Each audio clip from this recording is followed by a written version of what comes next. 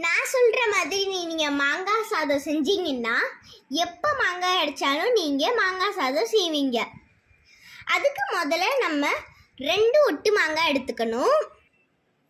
இப்போ இதை நல்லா கழுவிட்டு தோல்லாம் சீவி எடுத்துக்கணும்.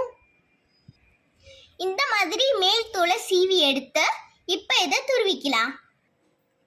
இந்த மாதிரி மாங்காவை துருவி எடுத்துக்கணும். ஒரு கடாய் அடுப்பில் வச்சு காஞ்சது எண்ணெய் ஊற்றிக்கலாம். இப்போ கடுகு போட்டுக்கலாம்.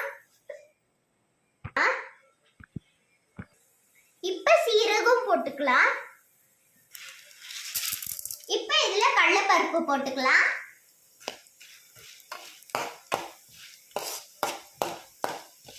இப்போ இதில் காஞ்ச மிளகா, 4 கருவேப்பிலை போட்டுக்கலாம்.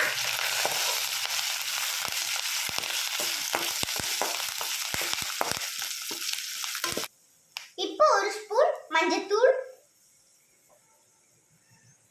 கொஞ்சோண்டு பெருங்காயத்தூள்,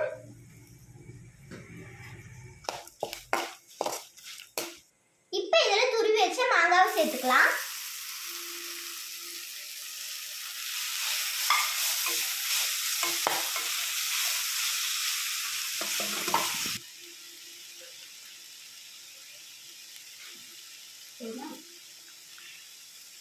இப்போ இதில் 1 ஸ்பூன் உப்பு போட்டுக்கலாம்.